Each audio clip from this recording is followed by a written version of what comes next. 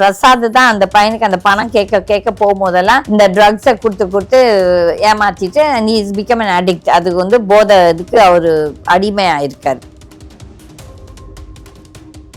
அதுக்காக இது பெருசா போகுது. இப்ப ஸ்ரீகாந்தும் கிருஷ்ணான்னு சொல்லிட்டு இன்னொரு பையனையும் இப்ப இன்டரோகேஷன் பண்ணிட்டு இருக்காங்கன்னு சொல்றாங்க. அப்ப வந்து இவங்க எல்லாம் வந்துட்டு பலிகடா தான். இதுல மெயினான ஆளுங்க எல்லாம் தப்பிச்சுப்பாங்க. ஏன்னா இதுல வந்து கண்டிப்பா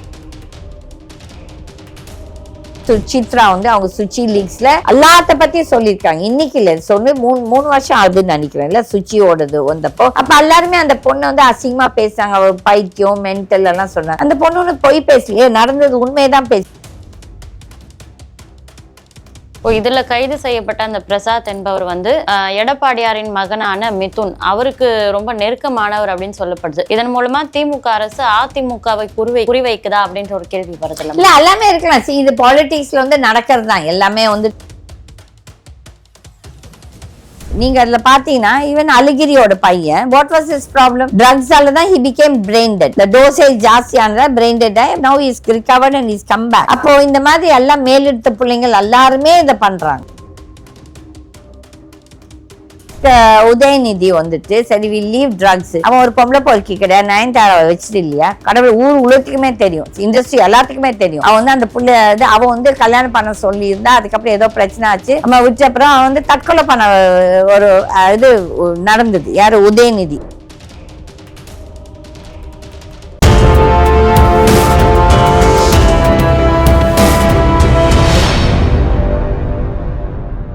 யூ தமிழ் நேயர்களுக்கு வணக்கம். இன்னைக்கு நம்ம கூட வழக்கறிஞர் கீதா மேம் அவர்கள் தான் இணைஞ்சிருக்காங்க. வணக்கம் மேம். வணக்கம் மேம். நடிகர் ஸ்ரீகாந்த் அவர்கள் போதைப் பொருள் பயன்படுத்திய வழக்குல கைது செய்யப்பட்டிருக்காங்க. இவருடைய குற்ற பின்னணி என்ன அப்படின்னு சொல்லிட்டு விசாரணை பண்ணும்போது என்ன தெரிய வருதுன்னா, இவர் கடைசியா நடிச்ச ஒரு படத்திற்கான ஒரு பேலன்ஸ் காசை கேட்கும் பொழுது அந்த டைரக்டர் வந்து போதைப் பொருளை கொடுத்து அதை பழக்கப்படுத்தி விட்டதா ஒரு அதிர்ச்சி வாக்குமூலத்தை கொடுத்திருக்காரு. இந்த மாதிரியான விஷயங்கள்லாம் திரைத்துறையில இன்னும் நடந்துட்டு தான் இருக்கா மேம்? நடந்துட்டு இருக்கிறதால தானே இவர் இன்னைக்கு மாட்டி இருக்காரு. இது வந்து புதுசு கிடையாது. இந்த வந்துட்டு ட்ரக் கல்ச்சர் வந்து இண்டஸ்ட்ரியில ரொம்ப நாளாவே இருக்கு. இந்த ட்ரக் கல்ச்சர் வந்து ஸ்டேட்ல இல்ல, இந்தியா எல்லா இடத்துலயும் வேர்ல்ட்லயே எனக்கு தெரிஞ்ச ஒரு 50 இயர்ஸா இருக்குது. இன்னைக்கு நேத்து இல்லை. பட் இப்போ வந்து இது ரொம்ப பகிரங்கமா ரொம்ப ஓப்பனா நடக்குது. அப்போ வந்து இந்த பையன் வந்துட்டு I don't think it's a director, அந்த ப்ரொடியூசர் பிரசாத் தான் அந்த பையனுக்கு அந்த பணம் கேட்க போகும்போதெல்லாம் இந்த ட்ரக்ஸை கொடுத்து ஏமாத்திட்டு and he is become an addict. அதுக்கு வந்து போதை இதுக்கு அவரு அடிமையாயிருக்காரு இந்த ஸ்ரீகாந்த். பட் இது வந்து தேவையில்லாதது. பட் வந்துட்டு யாரையும் ஒன்றும் இப்போ என்ன சொல்றாங்க, ஒரு சிலர் வந்துட்டு ஒரு தடவை கூட அந்த ட்ரக்ஸை நம்ம பை மிஸ்டேக் கூட நம்ம அதை வாசம் பார்த்தோ இல்லை சாப்பிட்டு இருந்தாலோ அது வந்து நம்ம அடிக்ட் ஆயிடுவோம் அதுக்குன்னு சொல்லிட்டு ஒரு சில எக்ஸ்பர்ட் சொல்றாங்க. இது நம்ம எல்லாம் யாரும் ட்ரை பண்ணதுல நம்மளுக்கு சப்ஜெக்ட் தெரியாது, தட் இஸ் இப்படி எல்லாம் ஆகுமான்னு சொல்லிட்டு. அப்படி இருந்தால் இது வந்து ரொம்ப ஒரு ரொம்ப அபாயகரமானது. என்னன்னா நாளைக்கு வந்து நம்ம பிள்ளைகள் ஸ்கூல் காலேஜ் போறது பிள்ளைங்க அந்த கிளாஸ்ல இருக்க இன்னொரு குழந்தைய எதனா ஒருத்தர் வந்து நம்ம பிள்ளைங்களுக்கு அப்படி செஞ்சாங்கன்னா அவங்க பாதிக்கப்பட்டவங்க இல்லை இன்னோசென்ட் விக்டிம்ஸ். அதே மாதிரி ஒரு சிலருக்கு அந்த வில் பவர் இருக்காது. அப்ப வந்து இதை ட்ரை பண்ணி பார்க்கலாமான்னு விளையாட்டுக்கு பண்ணி அது ஒரு வினையா போயிட போகுது. இது வந்து ரொம்ப டேஞ்சரஸ் சிச்சுவேஷன். இது வந்து ஆட்சியாளருக்கு தெரியாதுன்னு சொல்றதுக்கு கிடையாது. ஏன்னா போலீஸ்க்கு தெரியாமே அதெல்லாம் நடக்குது. போலீஸ்க்கு தெரியாமே அதெல்லாம் மார்க்கெட்ல வித்துட்டு இருக்காங்க.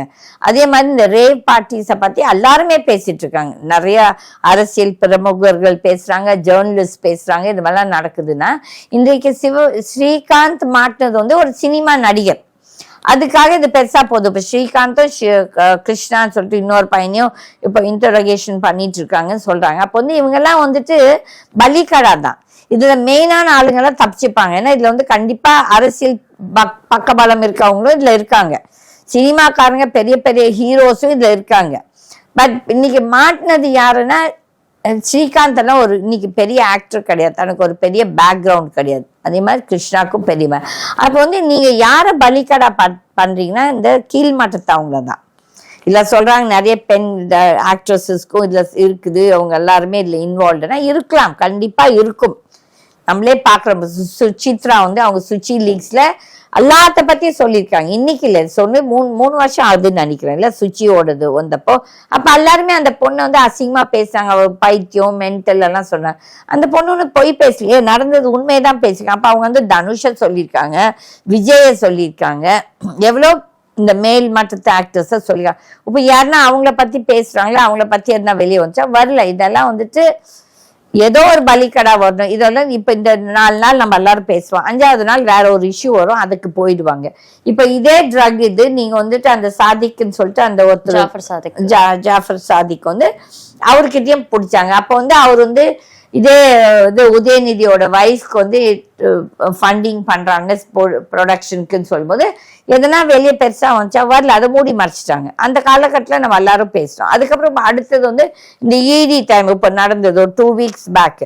இப்ப அவனுங்க எல்லாம் யாரெல்லாம் உதயநிதி கூட இருந்தாங்களோ அவங்க எல்லாம் ஓடிட்டாங்க. இப்ப வந்து அவங்களுமே ட்ரக் பார்ட்டி நடத்திட்டுனாங்க, ஊரே சொல்லுது. அதுல சினிமா நடிகைகள் வந்திருக்காங்கன்னு சொல்லி எல்லாமே பேசியிருக்காங்க. அதுக்கப்புறம் இப்ப இது வந்திருக்குது. இதுல ஒரு சிலர் சொல்றாங்க இவனுங்க எல்லாம் வந்து டிஎம்கே ஆல வந்துட்டு அதிமுகல என்ன தேர் ஆல் மோல்ஸ் ஆஃப் டிஎம்கே கட்சிக்காரங்க தான் அவங்க அங்க அதிமுகல வச்சிருக்காங்க சொல்லும் போது அப்ப வந்து எல்லா தலைவர்களுக்கும் தெரியாமையே இவங்களோட பழகிட்டு இருக்காங்க. அப்போ உங்களுக்கு என்ன, உங்களுக்கு ஒரு அறிவு இல்லையா, இல்லாட்டி உங்களுக்கு ஒரு இன்டெலிஜென்ஸ் இருப்பாங்க யாரோ உங்களுக்கு ஒரு வீங்க, அவங்க உங்களுக்கு வார்ன் பண்ண மாட்டாங்களா? இப்போ வந்துட்டு அந்த ஏதோ ராஜ் சத்யனோ யாரோ ஒருத்தர் அதிமுகவோட ஐடி விங்கோட பிரமுகர் வந்து அவரோட ஃப்ரெண்டு தான் இந்த பிரசாத், அவர் கூட எப்பவும் இருப்பாருன்னா, அப்ப இவங்கெல்லாம் வந்து இந்த போதைப் பொருள் இது செய்யறாங்கன்னு தெரியாது. எங்கிருந்து இவங்களுக்குலாம் இந்த காசு வருது? காசு எங்கிருந்து வருது? இதெல்லாம் வித்து, அப்ப இது எவ்வளவு, ஒரு கிராம் 12,000 ரூபான்னு சொல்றாங்க. அப்போ இந்த பிசினஸ் இவங்கெல்லாம் இந்த தொழில் மற்றவங்களுக்கு வித்துட்டு தான் இவங்கெல்லாம் இந்த பணத்தை சம்பாதிச்சிருக்காங்க. அப்போ வந்து இந்த போலீஸ், நான் மெயினா போலீஸை தான் தப்பு சொல்றேன், இவங்களுக்கு இது தெரியலையா? அதே மாதிரி எப்படி இந்த அரசியல் தலைவர்கள் இந்த மாதிரி ஆட்களை உங்க கூட வச்சு பழகிட்டு இருக்கீங்க, அப்ப உங்களுக்கும் அதுல என்ன சம்பந்தம் இருக்குதா, இல்லாட்டி அந்த பிசினஸ்ல உங்களுக்கும் ஒரு பங்கு இருக்குதா? இதுல கைது செய்யப்பட்ட அந்த பிரசாத் என்பவர் வந்து எடப்பாடியாரின் மகனான மிதுன், அவருக்கு ரொம்ப நெருக்கமானவர் அப்படின்னு சொல்லப்படுது. இதன் மூலமா திமுக அரசு அதிமுகவை குறிவைக்குதா அப்படின்ற ஒரு கேள்வி வருது. இல்ல எல்லாமே இருக்கலாம். இது பாலிடிக்ஸ்ல வந்து நடக்கிறது தான். எல்லாமே வந்துட்டு இவங்க தவறு செஞ்சாங்க, அவரு செஞ்சாங்க. இப்போ வந்து யாருன்னா அந்த பையனை பத்தி பேசுறோமா, நம்ம சாதிக் பத்தி பேசுறது இல்லை, ஏன்னா அவன் டிஎம்கே இது. அதுக்கப்புறம் இப்போ இடிவில அவங்களும் ட்ரக்ஸ் இது பண்றாங்க சொல்றாங்க. இப்போ அதை பத்தி இப்போ யாருமே பேசல. அந்த 10 நாள் எல்லாரும் பேசுறான். இப்போ வந்துட்டு இது அதிமுகல செய்தும் தவறுதான், திமுகல செய்தும் தவறு. அப்ப பிஜேபிக்கு தெரியலையா? இது வந்து பிரசாத் இல்ல, அந்த ராஜ் சத்யன் சொல்ற ஆள் தான் வந்துட்டு இபிஎஸ்க்கு right hand and left hand சொல்றாங்க. அந்த ராஜ் சத்யனுக்கு இந்த பிரசாத் வந்து ரொம்ப க்ளோஸ். அவங்க எல்லாமே ஒரு இது. அப்ப வந்து இதெல்லாம் தெரியாமையா இருக்கிறாங்க இந்த இபிஎஸ்ல. அப்ப இவங்க எல்லாம் என்ன தலைவரா இருக்கிறதுக்கு இவங்களுக்கு எல்லாம் என்ன அருகதை இருக்கு? அதுமே தெரியாம எப்படி ஒரு அயோக்கியர்களோட நீங்க பாருங்க. ஏன்னா இவங்களுமே அயோக்கியர்கள். இப்ப இபிஎஸ்க்குமே ஒரு 7 கொலை வழக்குல அவன் அன்னைக்கு தப்பிச்சுட்டு வந்துட்டான் நாள். அப்ப வந்து இந்த மாதிரி ஆட்களை தான் நாம மக்கள் வந்து இவங்களை தேர்ந்தெடுக்கணும். தவறு வந்து மக்கள் மேலதான். அயோக்கியர்கள் கண்டிப்பா இருப்பாங்க. இவங்களை வந்து பெரிய மனுஷன் ஆக்குறது நம்ம மக்கள், ஏன்னா இவங்களை தேர்ந்தெடுக்கிறோம். நம்ம இந்த பார்ல தான் வந்து நைட் பார்ட்டிகள் நிறைய நடக்கிறதா சொல்லப்படுது. அதுலதான் வந்து இந்த மாதிரியான போதைப் பொருட்கள், மெத்தப்பட்டமைன், கொக்கைன் மாதிரியான போதைப் பொருட்கள் சப்ளை செய்யப்படுறதா சொல்றாங்க. ஆனா அந்த பார் குறித்த எந்த நடவடிக்கையும் இது வரைக்கும் தமிழக அரசு எடுக்காம இருக்காங்களே மேம். பாரை மூடணும், இல்ல இருக்கக்கூடிய பார்களை எல்லாம் கண்காணிக்கணும், அது போன்ற நடவடிக்கை எதுவும் எடுத்த மாதிரி தெரியல. பாருங்க, இந்த நான் வந்து கேள்விப்பட்டது வந்து இந்த கவர்மெண்ட் வந்த அப்புறம் ஆல்மோஸ்ட் ஒரு மெட்ராஸ் சிட்டிக்குள்ளாரியே வந்து 222 பார் வந்து கொடுத்துருக்காங்க பெர்மிஷன் சொல்றாங்க. இது எவ்வளவுக்கு உண்மையா போயோ நம்மளுக்கு தெரியாது. அப்ப அவங்க சொல்றாங்க மோஸ்ட் ஆஃப் தீஸ் பார்ஸ் வந்து நீங்க சொல்ற மாதிரி இந்த கொக்கைன் இதெல்லாம் சப்ளை பண்றாங்கன்னா இது போலீஸ்க்கு தெரியாதா? அப்ப இந்த போலீஸ் என்ன பண்ணிட்டு இருக்குது? இந்த போலீஸ் யார்கிட்ட இருக்குது? இந்த சிஎம் கீழே இருக்குது. அப்ப இந்த சிஎம் கையால் ஆகாத ஒரு சிஎம்மா? இதுங்கூட தெரியாம இவங்க எல்லாம் என்ன ஆட்சி பண்றாங்க? தெரியாம ஒன்றும் கிடையாதுங்க. எவனா ஒருத்தன் இழிச்சுவான் மாட்டும் போது இதை நம்ம பெரிய பூதாகரமா பேசுறோம். ஆனா இது டெய்லி நடந்துட்டு தான் இருக்குது. அப்போ வந்து நீங்க சொல்றீங்க ஏன் இதெல்லாம் போய் செக் பண்ண மாட்டாங்க? செக் பண்றது அவங்களுக்கு தெரியும். பட் போலீஸ்க்கு அதுல ஒவ்வொரு ஸ்டேஷனுக்கும் இந்த பார்ஸ் வந்து மாமூல் போகும். அப்போ இவங்களுக்கு தெரியாமையா இதை இருக்கிறாங்க. அவங்களுக்கு வந்து அவங்க பங்குக்கு பணம் வருது. என்னைக்குன்னா மாட்டும் போது யாரோ ஒரு இழிச்சுவாயம் மாட்டும் போது இது ஒரு பெரிய இஷ்யூவா பேசுறோம், சொல்றோம்.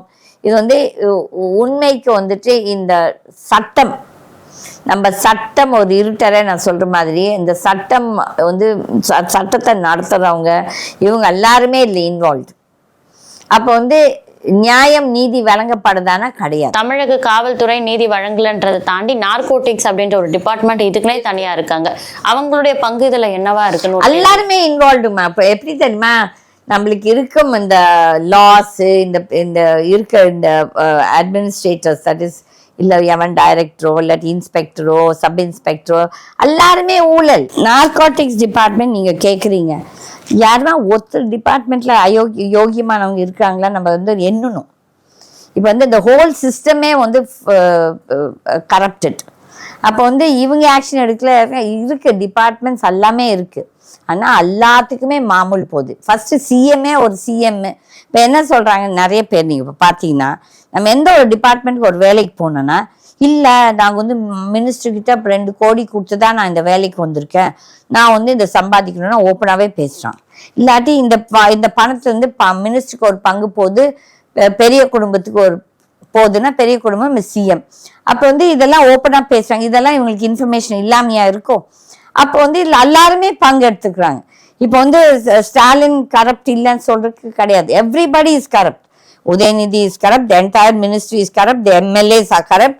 அதுக்கப்புறம் இந்த அட்மினிஸ்ட்ரேட்டர்ஸ், இந்த ஐபிஎஸ் ஐஏஎஸ் எல்லாருமே கரப்ட். இதில் வேணா ஒரு 10 or 20% நியாயமான நல்லவங்க இருப்பாங்க. பட் வந்துட்டு இந்த 80% கரப்ட் பீப்புள் எங்கே போய் இந்த சிஸ்டத்தை நம்ம மாத்துறது? அப்போ வந்து இதெல்லாம் நம்ம கையில தான் இருக்கு. மக்கள் தான் மாறணும். மக்கள் தான் வந்துட்டு இந்த மாதிரி அயோக்கியர்களை முதல் ஃபர்ஸ்ட் நம்ம தேர்ந்தெடுக்க கூடாது. அவங்கள தேர்ந்தெடுக்கணும். அவன் யாரை தேர்ந்தெடுக்கிறான்? யார் ஐஏஎஸ்? அவனுக்கு வேண்டிய ஒரு அயோக்கியன், அவனுக்கு இந்த மாமா வேலை செய்யறதவன அவனோட பிஏவா வச்சுப்பான், இல்லாட்டி செக்ரட்டரியா வச்சுக்கிறாங்க. அப்போ வந்து இது ஹோல் சிஸ்டம் இது ஒரு சர்க்கிள் மாதிரி. இதை யார் மாற்றம் கொண்டு வரணும்னு சொன்னா அந்த மேல உட்கார்ந்துட்டு இருக்காம முதல் யோகியமானவனா இருக்கணும். நம்ம யோகியமானவங்களை தேர்ந்தெடுக்கலாமா? கிடையாது. தப்பு நம்ம மேலேயும் இருக்கு, மக்கள் மேலேயும் தப்பு இருக்குது. அப்போ வந்துட்டு இது வந்து இட்ஸ் பிக் இது வந்து ஒரு ஓஷன் ஆஃப் கரப்ஷன். ஈசிஆர் பங்களால நடக்கக்கூடிய அந்த வீக்கெண்ட் நைட் இரவு பார்ட்டிகள் எல்லாம் எப்படி பாக்குறீங்க மேம்? நடிகர் நடிகைகளோட இரவு பார்ட்டிகள் இது எல்லா இடத்துலயும் நடக்குதுங்க. இந்த ஆக்டர்ஸ், இந்த பெரிய குடும்பங்கள், இந்த அரசியல்வாதி பசங்க எல்லாருமே இந்த பார்ட்டிஸ் நடத்துறாங்க. நாட் ஓன்லி இன் ஈசிஆர், நீங்க இந்த சம் ஹோட்டல்ஸ்க்கு போறீங்க, இந்த நைட் கிளப், இந்த இது மாதிரி இருக்கு டிஸ்கோ, இதெல்லாம் அங்க எல்லாமே இது நடக்குது. பிளஸ் இந்த நடக்குதா மேம்? சென்னை இந்த பார்ஸ்ல எல்லா இடத்துலயும் நடக்குது. ஒரு சில இடத்துல வீடுகள்ல நடக்குது.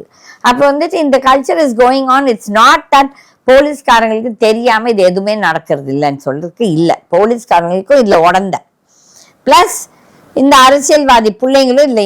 நீங்க அதுல பாத்தீங்கன்னா ஈவன் அழகிரியோட பையன், வாட் வாஸ் ஹிஸ் ப்ராப்ளம்? ட்ரக்ஸால தான் ஹி பிகேம் பிரெயின் டெட். இந்த டோசேஜ் ஜாஸ்தியானதா பிரெயின் டெட் ஆகி now is recovered and is come back. அப்போ இந்த மாதிரி எல்லாம் மேலெடுத்த பிள்ளைங்கள் எல்லாருமே இதை பண்றாங்க. நாட் தட் உதயநிதி ட்ரக்ஸ் எடுக்கலன்னு சொல்ல முடியாதுல்ல. Udhayanidhi is involve. அப்போ உதயநிதியோட ஃப்ரெண்ட் இந்த மகேஷ் இருக்கா, எல்லாருமே they'll be involved. அப்போ வந்து எங்க இந்த யோகியமானவர்கள் இருக்க? நம்மள ஆளும் வர்க்கமே ஒரு அயோக்கியர்களா இருக்கும்போது அப்ப நியாயம் நீதி எங்க எதிர்பார்க்க முடியும்? ஆதாரம் இல்லாம இப்ப உதயநிதி குறித்து சொல்லும் போது அவர் நம்மளுடைய தமிழ்நாட்டின் துணை முதலமைச்சரா இருக்காரு. ஆதாரம் இல்லாம அவரும் இதுல இன்வால்வ் ஆயிருக்காரு நம்ம சொல்ல முடியாது. எப்படி ஏன் ஆதாரம்? எதுக்கு ஆதாரம் கொடுக்கணும்? இப்போ வந்துட்டு எல்லாத்துக்குமே ஆதாரம் சொன்னா இப்போ எவ்வளவு பேருக்கு நம்மளோட அவங்களோட பேக்ரவுண்ட் தெரியாதா? இவங்க எல்லாம் யாரோட பார்ட்டி பண்ணாங்க தெரியாதா? இப்போ வந்துட்டு எங்களுக்குமே இப்போ நீங்க வந்து எனக்கு வந்து எவ்வளோ பேர் இருக்காங்க பசங்க, அவங்க ஏஜ் குரூப்லேயே இவங்களோட பார்ட்டி பண்ணவங்களும் இருக்காங்க. இப்போ இந்த அழகிரி பையன் நடந்தப்போ நான் மற்றவங்க பேர் சொல்ல விரும்பல. எங்க இந்த பார்ட்டின்னு நினைச்சு எல்லாமே எனக்கு தெரியும். அவங்க ஒம்புக்கு பேசுறாங்கன்னா அப்ப நம்மளும் பேசுவோம்.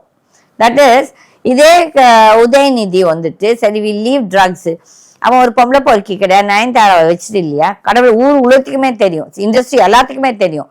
அவன் வந்து அந்த புள்ள அவன் வந்து கல்யாணம் பண்ண சொல்லியிருந்தா அதுக்கப்புறம் ஏதோ பிரச்சனை ஆச்சு, நம்ம விட்ட அப்புறம் அவன் வந்து தற்கொலை பண்ண ஒரு இது நடந்தது. யாரு? உதயநிதி. இதெல்லாம் உங்களுக்கெல்லாம் அந்த வயசு அந்த காலகட்டத்தில் உங்களுக்கெல்லாம் ஞாபகம் இருக்குதோ இல்லையோ தெரியாது. இந்த பூச்சி மருந்தை சாப்பிட்டு அதுக்கப்புறம் இந்த அல்டான்ஸ் ரோடு இந்த தேனாம்பேட்டில் ஒரு ஹாஸ்பிட்டலில் தான் he was admitted. அப்பெல்லாம் காவேரி ஹாஸ்பிட்டல்லாம் கிடையாது. அப்போ வந்து இது ஊர் உலகத்துக்குமே தெரியும். இதில் என்ன பெரிய எவிடன்ஸ் வேண்டியிருக்குது? அவங்க மனசாட்சி, அவங்களோட எவிடன்ஸ். இப்போ நம்ம ஏதோ அவதூறா பேசல. இவங்க எல்லாம் செஞ்சுட்டு இருக்கவங்க தான். இவங்க எல்லாரும் இந்த பார்ட்டிஸ்ல பங்கெடுக்கிறது அவங்க தான். ஒண்ணும் இல்லை. இப்போ இந்த இடி பிரச்சனை இல்லையா, அந்த ஒரு 4 பசங்க யாரோ 3 பசங்க ஓடிட்டாங்க இல்ல. இப்போ வந்து அவங்க ஏதோ சினிமா எடுக்கிறாங்க, 3 சினிமா. அந்த பசங்க இந்த என்ன சொல்றது மூகா முத்துவோட பேத்திய கல்யாணம் பண்ணிட்ட ஒரு பையன். ஓகே, அப்ப அவங்க எல்லாம் வந்துட்டு யாரு நயன்தாரா புருஷன் தான் அதுல ஒரு படத்துக்கு டைரக்டர், அப்புறமேல் மற்றவங்களா. அப்ப இவங்களுக்குமே 200 கோடி 300 கோடி இவங்க கொடுத்துருக்காங்க சொன்னா எங்கிருந்து இந்த பணம் எல்லாம் வந்துச்சு? அப்போ வந்து இவங்க ஐதர் இந்த டாஸ்மாக்ல சம்பாதிச்சு இல்லாட்டி இந்த மாதிரி ட்ரக்ஸ்ல சம்பாதிச்சுதான். அப்போ வந்து ஒரு சிலர் சொல்றாங்க இந்த ஃபார்முலா 4 இது நடந்தப்போ வந்துட்டு அந்த போத்திராஜ் அந்த பொண்ணு யாரோ ஒரு ஆக்டர்ஸ் அந்த பொண்ணுக்காக தான் நடத்துறாங்க. இதெல்லாம் நம்மளுக்கு தெரியாது, ஏன்னா நம்ம போய் உள்ளார போய் பார்க்கலாம். ஆனா டெஃபினட்டா ரூமர்ஸ் வருது. அப்ப ஏதோ ஒரு உண்மை இருக்கிறதால தானே இந்த ரூமர்ஸும் வருது. அப்ப வந்துட்டு உதயநிதி எல்லாம் பெரிய யோகிய சிகாமணி ஆனா இல்ல, கண்டிப்பா ஊர் உலகத்துக்குமே தெரியும். இது ஒண்ணு நான் வந்து எவிடன்ஸ் காட்டணும்னு தேவையில்லை. அவங்கவுங்க மனசாட்சிக்கே தெரியும் நம்மளுக்கு எல்லாம் இந்த அருகதை இருக்குதா, நம்ம ஃபர்ஸ்ட் ஆட்சியில உட்கார்றதுக்கு நம்மளுக்கு எல்லாம் அருகதை இருக்குதுன்னு அவங்களுக்கு எல்லாம் அவங்களே யோசிக்கணும். அப்ப வந்துட்டு நம்ம வந்து இந்த சிஸ்டத்தை மாத்தணும்னா மக்கள் ஃபர்ஸ்ட் மாறணும். மக்கள் மாறினாதான் இந்த சிஸ்டம் மாறும். இந்த அயோக்கியர்கள் எல்லாம் தேர்ந்தெடுக்கப்படாம இருந்தானா நாடு உருப்படும். இவ்வளவு நேரம் நேர்காணல் இணைந்து எங்களுடைய கேள்விகளுக்கு உங்களுடைய விளக்கமான பதில் அளிச்சதுக்கு ரொம்ப நன்றி. நன்றி.